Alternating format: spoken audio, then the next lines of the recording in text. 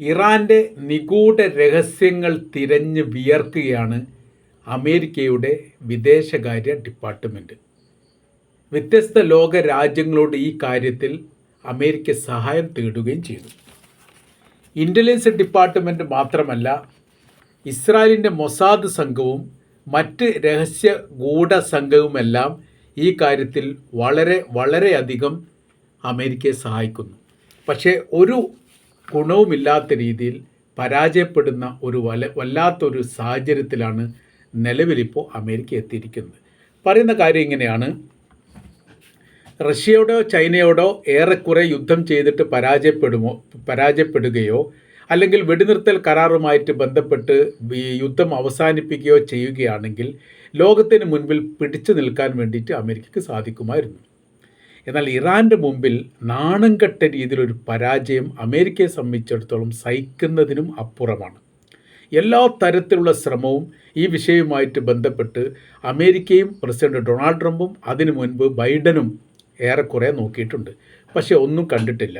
Dictionary പരിശോധിച്ചുകൊണ്ട് ഏറ്റവും കനമുള്ള വാക്കുകൾ തിരയുന്ന ഒരു വിങ് തന്നെ അമേരിക്കയിൽ ട്രംപിന് വേണ്ടി സർവീസ് ചെയ്തിട്ടുണ്ട്. അവരുടെ പ്രവൃത്തി അത് തന്നെയാണ്. ഏറ്റവും നാശമുണ്ടാക്കുന്ന, ശത്രുപക്ഷത്തെ ഭയപ്പെടുത്തുന്ന രീതിയിൽ എന്തെല്ലാം വാക്കുകളൊക്കെ ഡിക്ഷണറിയിലുണ്ടോ അതെല്ലാം നിലവിൽ ഇറാനെതിരെ പ്രയോഗിച്ചിട്ടുണ്ട്. എന്നിട്ടും അവരങ്ങനെ പേടിച്ചിട്ടൊന്നുമില്ല. ഇപ്പോഴത്തെ വിഷയം എന്ന് പറയുന്നത്, അമേരിക്കയുടെ തലച്ചോറ് പുണ്ണാവുന്ന തരത്തിലാണ് ഇറാൻ്റെ നിഗൂഢമായിരിക്കുന്ന രഹസ്യങ്ങൾ, ആയുധങ്ങൾ, സൂക്ഷിക്കപ്പെട്ട ഏരിയകൾ, അവരുടെ സൈനികപരമായിരിക്കുന്ന സംവിധാനങ്ങൾ, ഇതെല്ലാം ലോകത്തിന് ഇപ്പോഴും വളരെ കൃത്യമായ രീതിയിൽ മനസ്സിലാകുന്നില്ല എന്നുള്ളതാണ്. എന്തൊക്കെയോ സംഭവങ്ങൾ അവിടെ നടക്കുന്നു. പ്രത്യേകിച്ച് IRGC എന്ന് പറയുന്നത് നിസ്സാരവൽക്കരിക്കപ്പെട്ട സംഭവമൊന്നുമല്ല. അത് ഭയാനകരമായിരിക്കുന്ന ഒരു ആയുധപ്പുരയുടെ മേൽനോട്ടം വഹിക്കുന്ന ഒരു സൈനിക വിഭാഗം തന്നെയാണ് എന്നുള്ളത് കൃത്യമാണ്. അമേരിക്ക ചെയ്യുന്ന കാര്യം, അവരുടെ ഉപഗ്രഹ ചിത്രങ്ങൾ ഇറാനെ മാത്രം ലക്ഷ്യം വെച്ചുകൊണ്ട് ചലിച്ചുകൊണ്ടിരിക്കുകയാണ്. അത് പ്രധാനമായിരിക്കുന്ന ചില ഏരിയകളും ചില പ്രദേശങ്ങളുമാണ് അത് ലക്ഷ്യം വെക്കുന്നത് എന്നുള്ളതും കൃത്യമാണ്. മാത്രവുമല്ല, കാനഡ പോലുള്ള രാജ്യങ്ങളോടും ബ്രിട്ടൻ പോലെയുള്ള രാജ്യങ്ങളോടും അഥവാ അമേരിക്കയുമായിട്ട് എല്ലാ കാര്യത്തിലും സഹകരിച്ച് നിൽക്കുന്ന നയതന്ത്ര ബന്ധത്തിനപ്പുറം സൗഹൃദ ബന്ധങ്ങളും ബിസിനസ് ബന്ധങ്ങളുമുള്ള ഭരണാധികാരികളെ മുഴുവനും ഈ കാര്യത്തിൽ സഹായം തേടാൻ വേണ്ടി ക്ഷണിച്ചിട്ടുണ്ട്. അവരത് പറയുകയും ചെയ്തു. ഇപ്പോഴത്തെ ഒരു പ്രധാനമായിരിക്കുന്ന ഒരു പ്രത്യേക സാഹചര്യത്തെ ഞങ്ങളെ സഹായിക്കണമെന്നുള്ളത്. അത് ഓർമുസ് കടലുമായിട്ട് ബന്ധപ്പെട്ട് യൂറോപ്യൻ രാജ്യങ്ങളോട് ഇങ്ങോട്ട് കപ്പലുകളെ അയച്ചുകൊണ്ട് തങ്ങളെ സഹായിക്കണം എന്ന് ഒരു വേള പറഞ്ഞിട്ടുണ്ട്. പക്ഷേ അവരതിന് തയ്യാറായിട്ടില്ല. കാര്യം സൗഹൃദത്തിൽ നിൽക്കുന്ന ഒരു രാജ്യവുമായിട്ട് എന്തിനാണ് വെറുതെ ശത്രുത ഉണ്ടാക്കുന്നത്? ഇറാനുമായിട്ട് ബന്ധപ്പെട്ട് കൊമ്പ് കോർത്ത് കഴിഞ്ഞാൽ അവരെന്തൊക്കെയാണ് ചെയ്തു കൂട്ടുകയെന്ന് പറയാൻ വേണ്ടി പറ്റില്ല. ഞങ്ങൾ ആ പണിക്കില്ല എന്ന് പറഞ്ഞ് യഥാർത്ഥത്തിൽ അവർ ഒഴിഞ്ഞു മാറുകയായിരുന്നു. അപ്പോൾ ഉപഗ്രഹ ചിത്രങ്ങൾ ഈ ഭാഗത്തൊക്കെ വെക്കുന്ന സമയത്ത്, ഉപഗ്രഹ ചിത്രങ്ങൾ എടുത്ത് പരിശോധിക്കുന്ന സമയത്ത് ഒരു മാസം മുൻപ് കാണുന്ന ചില പ്രദേശത്തിൻ്റെ ഏരിയകളിൽ വല്ലാത്ത രീതിയിൽ മാറ്റങ്ങൾ വന്നിരിക്കുന്നു എന്നുള്ളതാണ്. അഥവാ അവരുടെ കൈവശത്തുള്ള മിസൈൽ മേഖല തകർത്തിട്ടുണ്ട് എന്ന് പറയുന്ന പ്രദേശം പിന്നീട് ഒരാഴ്ച കഴിഞ്ഞിട്ടോ 10 ദിവസം കഴിഞ്ഞിട്ടോ അതേ സാറ്റലൈറ്റ് ചിത്രങ്ങൾ പുറത്തു വിടുന്ന സമയത്ത് അതെല്ലാം രൂപകൽപ്പന ചെയ്ത് മോഡിഫിക്കേഷൻ ചെയ്ത് ആദ്യത്തെ രൂപത്തിൽ തന്നെ ആക്കിയിരിക്കുന്നു എന്ന് പറയുന്ന സമയത്താണ് അമേരിക്ക ഞെട്ടിപ്പോകുന്നത്. അപ്പോൾ ചാരപ്രവർത്തനം ഒരു രീതിയിൽ നടക്കുന്നുണ്ട്, മൊസാദ് സംവിധാനം വേറെ രീതിയിൽ പ്രവർത്തിക്കുന്നുണ്ട്, സൈനികരുമായിട്ട് ഇടപെട്ടുകൊണ്ട് രാജ്യത്തിൻ്റെ രഹസ്യം ചോർത്താൻ വേറെ രീതിയിൽ പ്രവർത്തിക്കുന്നുണ്ട്. ഇത് വലിയൊരു ഗൂഢസംഘം ഇറാൻ്റെ ചുറ്റുഭാഗം ഇങ്ങനെ വളഞ്ഞും തിരിഞ്ഞും യഥാർത്ഥത്തിൽ പ്രവർത്തിക്കുന്നുണ്ട് എന്നുള്ളത് ഒരു യാഥാർത്ഥ്യമാണ്. പക്ഷേ അതുകൊണ്ട് ഇവരെ സംബന്ധിച്ചിടത്തോളം ഗുണമില്ല. ഇപ്പോൾ വെടിനിർത്തലുമായി ബന്ധപ്പെട്ട വലിയ വിഷയങ്ങൾ നിൽക്കുന്നുണ്ടെന്ന് നമുക്കറിയാം.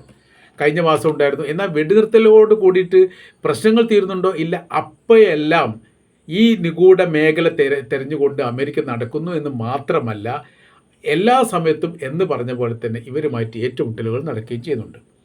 ഒറ്റപ്പെട്ട രീതിയിൽ നിന്നൊക്കെ പറയാമെന്നല്ലാതെ ഒറ്റപ്പെട്ടൊന്നുമല്ല, ഒരുപാട് പെട്ട രീതിയിൽ തന്നെയാണ് യഥാർത്ഥത്തിൽ അമേരിക്ക നിൽക്കുന്നത്. അമേരിക്ക ചെറിയ രീതിയിലുള്ള ആക്രമണം നടത്തുന്ന സമയത്ത് ഇറാൻ വലിയ രീതിയിലുള്ള തിരിച്ചാക്രമണം നടക്കും. ഇപ്പോൾ അവരുടെ അമേരിക്കയുടെ 2 വിമാനം കാണുന്നില്ല എന്നുള്ളതാണ്. ഒരു വിമാനം തകർത്തിട്ടുണ്ട് എന്ന് അമേരിക്ക സ്ഥിരീകരിച്ചിട്ടുണ്ട്. അവർക്ക് വിമാനത്തിന് വെടിയേറ്റിട്ടുണ്ട് എന്നുള്ള രീതിയിലുള്ള റിപ്പോർട്ടുകളൊക്കെ ഇപ്പോൾ പുറത്തു വന്നു. അന്താരാഷ്ട്ര മീഡിയകളൊക്കെ അത് സ്ഥിരീകരിച്ച റിപ്പോർട്ടായിട്ട് പറഞ്ഞു. അമേരിക്ക മാത്രമാണ് സ്ഥിരീകരിക്കാത്തത്. സാധാരണ ഇതിൽ അവർ ഇസ്രായേൽ സ്ഥിരീകരിക്കാറില്ല. പിന്നെ അവിടെ 3 ഡ്രോണ് കാണുന്നില്ല. അത് 3 ഡ്രോൺ തകർന്നതിൽ ഒരു ഡ്രോൺ തകർന്ന വിവരം അമേരിക്ക സ്ഥിരീകരിച്ചു. പിന്നീട് 2 സ്ഥിരീകരിച്ചിട്ടുണ്ട് എന്ന് പറയപ്പെടുന്നുണ്ട്. ഔദ്യോഗികമായിരിക്കുന്ന റിപ്പോർട്ടൊന്നും പുറത്തു വന്നിട്ടില്ല.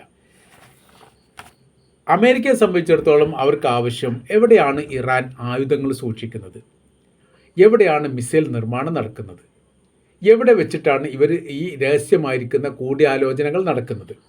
അതിനു വേണ്ടിയിട്ട് ഏറ്റവും തന്ത്രപ്രധാനമായിരിക്കുന്ന മേഖല, ചരിത്രത്തിൽ അറിയപ്പെട്ടതും അതോടൊപ്പം തന്നെ ഭരണാധികാരികൾ പല ഘട്ടങ്ങളിലായിട്ട് പല പ്രസംഗത്തിലും പല സംസാരത്തിലും പറയപ്പെട്ടതുമായിരിക്കുന്ന പ്രദേശങ്ങൾ, ശ്രദ്ധേയമായിരിക്കുന്ന 10ഓളം പ്രദേശങ്ങളുടെ ലിസ്റ്റ് പ്രസിദ്ധീകരിച്ചുകൊണ്ട് സാറ്റലൈറ്റ് വഴി ആ മേഖല തിരയുന്ന പണിയാണ് ഇപ്പോൾ എടുക്കുന്നത്.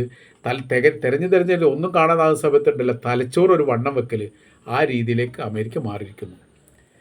ഭൂഗർഭ താവളമാണ് അവർ പ്രധാനമായിട്ട് ഉന്നം വെക്കുന്നതും ലക്ഷ്യം വെക്കുന്നതും തിരഞ്ഞുകൊണ്ടിരിക്കുന്നത്. അതിൽ പറയുന്ന കുറച്ച് സ്ഥലത്തിൻ്റെ പേരുണ്ട്. കെമൻഷാ എന്ന് പറയുന്നത്, Kermanshah, Khorramabad, Tabriz, Bandar Abbas, Isfahan, Parchin, Natanz, Fordow. ഈ നദൻസ് ഫോർദോ എന്ന് പറയുന്ന ഇസ്ഫഹാൻ എന്നൊക്കെ പറയുന്നത് നമ്മൾ കേൾക്കുന്നതാണ്. സാധാരണഗതിയിൽ ആണവായുധവുമായിട്ട് ബന്ധപ്പെട്ട സമ്പുഷ്ട യുറേനിയം നിർമ്മിക്കുന്നത് സൂക്ഷിക്കുന്നത് ഈ ഏരിയയിലാണ്. പക്ഷേ അവിടെ പ്രശ്നം എന്ന് പറഞ്ഞാൽ ഇസ്ഫഹാൻ എന്ന് പറയുന്ന ഒരു സ്ഥലത്തെക്കുറിച്ച് നമ്മൾ പറയുന്ന സമയത്ത് ആ സ്ഥലം ഏകദേശം 40 മുതൽ 75 കിലോമീറ്റർ ചുറ്റളവുള്ള പ്രദേശത്തിൻ്റെ മൊത്തത്തിലുള്ള പേരാണ് ഇസ്ഫഹാൻ എന്ന് പറയുന്നത്. അപ്പോൾ ഈ ഒരു ചെറിയൊരു ഏരിയയിൽ മാത്രമാണ് ആണവായുധവുമായിട്ട് ബന്ധപ്പെട്ട കാര്യങ്ങൾ നടക്കുന്നത്. മറ്റുള്ള ഭാഗങ്ങളിലൊക്കെ പലതും പർവ്വതങ്ങളാണ്, ചിലത് തായ്വാരങ്ങളാണ്, ചിലത് പീഠഭൂമികളാണ്, ചിലത് മരുഭൂ പ്രദേശമാണ്, ആൾ താമസമില്ലാത്ത, ആൾ താമസക്ക് യോഗ്യതയില്ലാത്ത, കുടിവെള്ളം കിട്ടാത്ത അങ്ങനത്തെ കുറേ പ്രദേശങ്ങൾ. അഥവാ മലനിരകൾ, ഭൂഗർഭ അറകൾ, കടൽ പരപ്പുകൾ, നാഷണൽ ഹൈവേയുടെ അടിഭാഗം, ആശുപത്രി, ഈ പാർക്കിംഗ് ഏരിയകൾ, കോളേജുകൾ, ഈ മറ്റ് ജനനിബിഡമായിരിക്കുന്ന പ്രദേശങ്ങൾ, റിസോർട്ട് പോലെയുള്ള സ്ഥലങ്ങൾ, ഇതെല്ലാം ഇവർ തിരയുന്നുണ്ട്. ഇതെല്ലാം ഈ ഏരിയകളുടെ ചുറ്റുഭാഗത്തും പല ഏരിയകളിലായിട്ട് ജനനിബിഡമായിരിക്കുന്ന പ്രദേശങ്ങൾ ചില ഏരിയയിലുണ്ടാവും. പിന്നീട് കിലോമീറ്ററോളം ഒഴിഞ്ഞെടുക്കുന്ന പ്രദേശമായിരിക്കും. ഇതിൻ്റെ അടിഭാഗത്തൊക്കെ ഇവരുടെ ആണവായുധം പോലെയുള്ള അല്ലെങ്കിൽ ആയുധം പോലെയുള്ള അല്ലെങ്കിൽ മിസൈൽ നിർമ്മാണം പൂർത്തീകരിച്ചത് സൂക്ഷിക്കപ്പെട്ടിട്ടുണ്ട് എന്നാണ് അനുമാനം. അപ്പോൾ ഒരു നാഷണൽ ഹൈവേ എന്ന് പറഞ്ഞാൽ 400, 500, 600 കിലോമീറ്റർ ദൂരപരിധിയാണ് ഒരു നാഷണൽ ഹൈവേ എന്ന് പറയുന്നത്.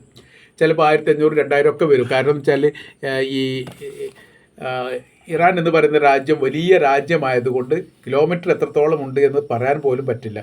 ഒരു നാഷണൽ ഹൈവേ കഴിയുന്ന സമയത്ത് പിന്നെ മറ്റൊരു നാഷണൽ ഹൈവേ തുടങ്ങുന്നു.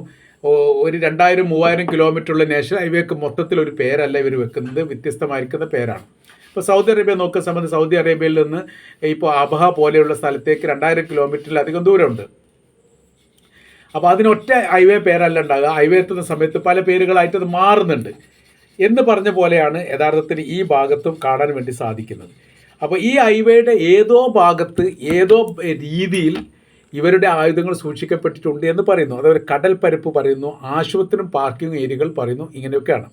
പിന്നെ നമ്മൾ ഈ പറയപ്പെട്ട പർവ്വത നിരകളുടെ അടിഭാഗം, ഇതാണ് അവർക്ക് എങ്ങനെ പരിശോധന നടത്തിയിട്ടും അവരുടെ ഈ സാറ്റലൈറ്റിന് പിടിക്കാൻ വേണ്ടി സാധിക്കാത്തത്. അപ്പോൾ ചില സമയത്ത് ഈ അവർക്കിപ്പോൾ അമേരിക്കക്കും ഇസ്രായേലിനൊക്കെ പെട്ടുപോയിരിക്കുന്ന കുറേ കാര്യങ്ങൾ, മണ്ടത്തരങ്ങളൊക്കെ ഇപ്പോൾ പുറത്ത് വരുന്നുണ്ട്. യുദ്ധത്തിലും മണ്ടത്തരം പൊട്ടത്തരങ്ങളൊക്കെ ഉണ്ടാവുമല്ലോ. അതിൽ പ്രധാനമായിരിക്കുന്ന കാര്യം ഇവർ പ്ലാസ്റ്റിക് ഈ യുദ്ധ സംവിധാനങ്ങളൊക്കെ നിർമ്മിക്കുമെന്നുള്ളതാണ്. യുദ്ധവിമാനങ്ങൾ, കവചിത വാഹനങ്ങൾ, ടാങ്കറുകൾ, ഈ സാധനങ്ങളൊക്കെ പ്ലാസ്റ്റിക് കൊണ്ട് നിർമ്മിച്ച് വലിയ രീതിയിൽ പെയിൻറ്റിങ് കാര്യങ്ങളൊക്കെ അടിച്ചിട്ട് മരുഭൂപ്രദേശത്ത് വലിയ വിസ്താരമായിരിക്കുന്ന ഭൂപ്രദേശം ഉണ്ടാക്കി അവിടെ വെക്കും. പ്ലാസ്റ്റിക്കിനെ സൈനികരെ പോലും ഉണ്ടാക്കും. പൊട്ടന്മാരായിരിക്കുന്ന അമേരിക്കക്കാർ അവിടെ കൊണ്ടുപോയിട്ട് പോകുമ്പോൾ വലിയ രീതിയിൽ വിജയം ആഘോഷിക്കും. അപ്പോൾ തമാശയായിട്ട് അവരുടെ പത്രങ്ങളിലും മീഡിയകളിലൊക്കെ ഇത് പ്രചരിപ്പിക്കുകയും ചെയ്യും. ഇതിൽ അവർ പെട്ടുപോയിരിക്കുന്നു അമേരിക്ക എന്നുള്ളതാണ് ഇതിൻ്റെ യാഥാർത്ഥ്യം. രക്ഷപ്പെടാൻ കഴിയാത്ത വിധം.